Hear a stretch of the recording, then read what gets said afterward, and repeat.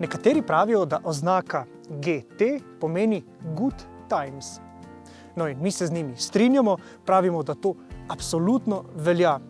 Tudi v primeru, ko to kratico uporabimo ob imenu Mustang. Oznaka GT namreč Mustanga spremlja že od samih začetkov.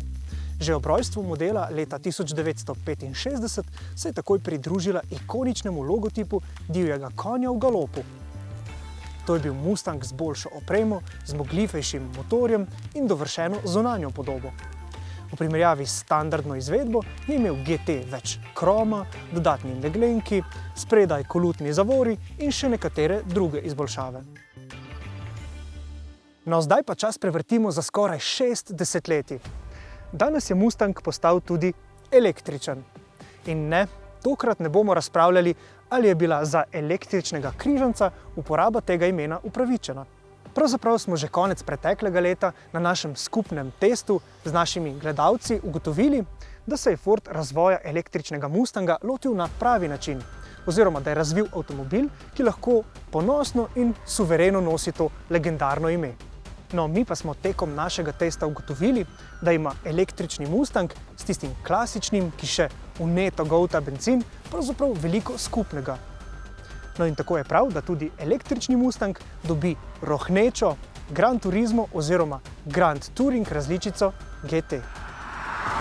No, še preden jo poženemo v galop, pa kratek opomnik. Naročite se na naš YouTube kanal, da ne boste zamudili, ko naložimo nove teste tako zanimivih avtomobilskih novosti.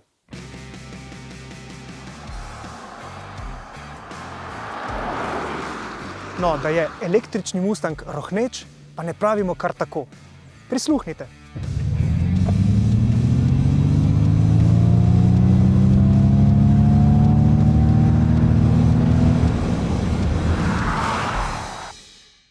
Gre seveda za umeten zvok, ki prihaja iz zvočnikov in se ga sliši le v potniški kabini. In tudi v našem uredništvu nismo soglasni, ko ocenjujemo smiselnost in domiselnost takšnih še zdaleč ne nujnih rešitev. No, se sprašujete, ali ima lahko ta umeten zvok morda kakšno uporabno vrednost? Če ocenjujem po lastni izkušnji, bi rekel, da je vsaj delno ima.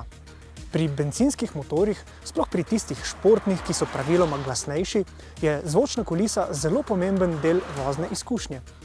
Pa ne le zaradi ustvarjanja drame, ampak tudi zaradi voznikovega občutka za doseganje in izbiro prave hitrosti, ko se vozimo dinamično. In kako zvočna kulisa pri tem pomaga? Pri bencinskem motorju vselej poslušamo frekvenco zvoka motorja, ta pa nam ob izbiri prave prestave omogoča tudi lažjo oceno za izbiro prave hitrosti za vstop v zavoj. Pri električnem vozilu pa tega seveda ni. Zato se lahko voznik hitro spozabi in tako dosega previsoke hitrosti.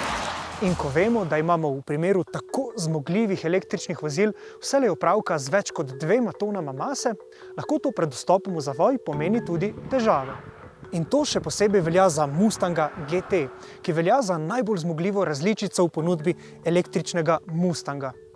Po zaslugi 2 elektromotorjev, enega spredaj in enega zadaj, ta avtomobil razvija kar 358 kW moči, oziroma skoraj 500 konj, oziroma 500 podivjanih Mustangov. In to je zelo resna številka, ki jo je, sploh ob ekstremnem električnem navoru, potrebno nekako ukrotiti. Kar 860 Nm navora namreč poskrbi za močno obremenitev vratnih mišic, če voznik sunkovito pospeši. Klasičen mustangovski, torej zadnji pogon, bi tako pri takšnem vozilu zagotovo pretirano zaposlil varnostno elektroniko, s tem pa popolnoma pokvaril vozno izkušnjo. Ali pa bi bil takšen avtomobil primeren samo za kakšen drift poligon. Tako se moč tokrat prenaša na vsa 4 kolesa. A potrebno je dodati, da so pri Fordu pogon sprogramirali tako, da še vedno daje veliko občutka zadnjega pogona. To pomeni, da zadek pri pospeševanju iz zavoju še vedno rad zapleše, s tem pa se popolnoma znebimo tudi pretiranega podkrmarjenja. No in če potegnemo črto pod vozno dinamiko, menimo, da so Fordovi inženirji, tokrat predvsem softveraši, svojo nalogo ponovno opravili odlično. No in ob vseh teh voznih užitkih smo kaj kmalu ugotovili, da bi imeli poleti na voljo še več Mustanga GT, kot pa ga imamo sedaj po zimi. Naš test je namreč tokrat nastopil v najbolj neugodnem času za električna vozila. Pozno januarski termin nam je namreč prinesel sneg in pa temperature, ki so se le komaj kaj dvignile nad ledišče.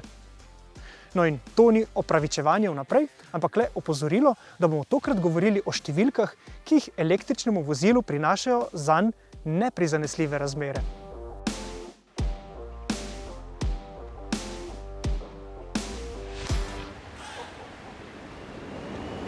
No, takole čisto mimogrede, do potovalnega računalnika električnega Mustanga imamo nekako deljeno mnenje. Sam, na primer, pogrešam podatke o trenutni porabi energije, recimo številke, ki bi to v plus ali minus instantno prikazovala, ali pa kakšnega merilnika, ki bi to nazorno prikazoval grafično.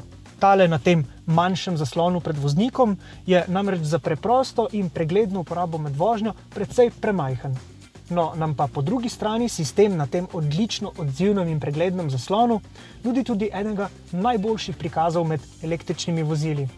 Ta nam zelo nazorno pove, kam smo preusmerili energijo, ki jo črpamo iz baterije z uporabno kapaciteto 88 kWh. No pa poglejmo. Naš potovalni računalnik nam praktično celoten test že sporoča, da smo za vožnjo porabili le dobri 2/3 energije. Ostalo pa je pobral davek ogrevanja v zimskem času in pa davek zimskih temperatur. No in tako smo na testu pri kombinirani vožnji povprečno porabili približno 26 kWh električne energije na 100 prevoženih kilometrov.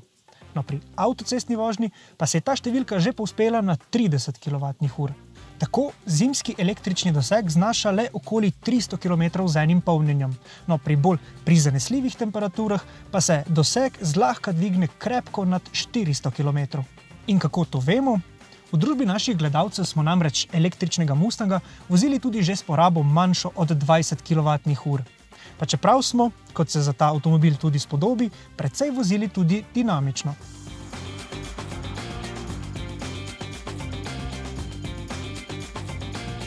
Pri temperaturah okoli ledišča z Mustangom GT nismo mogli voziti v dodatno neukročenem programu Untamed Plus. Ta dodatno prilagodi odzivanje in odzivnost pogona, delovanje elektronike, pa tudi velikih Brembo zavor. Ta način je namenjen predvsem za vožnjo na zaprtih progah in manj za cestno uporabo, sploh v nepredvidljivih zimskih razmerah. No, in če tudi s pomočjo takšnih električnih avtomobilov uspešno ustavimo segrevanje našega planeta, ga bomo še naprej lahko uporabljali le od pomladi do jeseni. Aktiviramo ga lahko namreč le pri temperaturah nad 15 stopinj Celzija.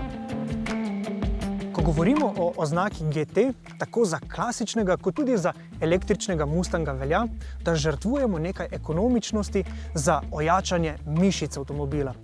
No in če v bencinskem jeziku govorimo o velikem 5-litrskem 8-valjniku, pri električnem avtomobilu govorimo o velikih 20-palčnih platiščih in pa 245 mm širokih pnevmatikah, ki seveda povečajo upor, ampak obenem poskrbijo tudi za boljši oprijem z voziščem in pa za temu avtomobilu primeren stas.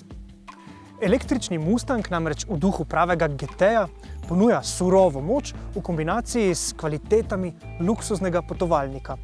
Ta avtomobil je namreč bliskovito hiter v ravni liniji, do 100 km/h pospeši na primer v približno 4 sekundah, v zavojih pa je predvsem mustangovski.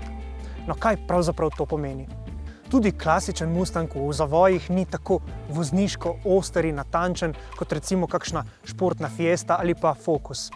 Lažje kot o tem govorimo o vozniški zabavi. In te tudi električni Mustang Mach-E nudi na pretek. In ko govorimo o vozniški zabavi, seveda govorimo o nišnem avtomobilu. Mustang je danes torej na voljo tudi kot električni CUV, ki v športni izvedbi GT seveda ni primeren za vsakogar. In na ta način ta avtomobil v javnosti danes pogosto deli mnenja. Ampak v resnici je Mustangova zgodovina, ki bo kmalu štela že 7 generacij, pravzaprav vselej delila mnenja. Ni vsaka generacija namreč takoj postala ikonična, ampak to je tako ali tako subjektivno. In tako bi sam, subjektivno, temu avtomobilu dodal še tisti dve značilni ameriški dirkaški črti. Ni namreč veliko električnih avtomobilov, ki imajo svoj značilen karakter, ki ponujajo toliko vozniške zabave. Naj Mach-E izstopa, saj vendar Mustang. No, zdaj pa vas vabimo še k ogledu testa klasične različice Mustanga in tam smo se posvetili tudi njegovi praktični plati. Kaj smo ugotovili, naj vam razkrije vaš naslednji klik.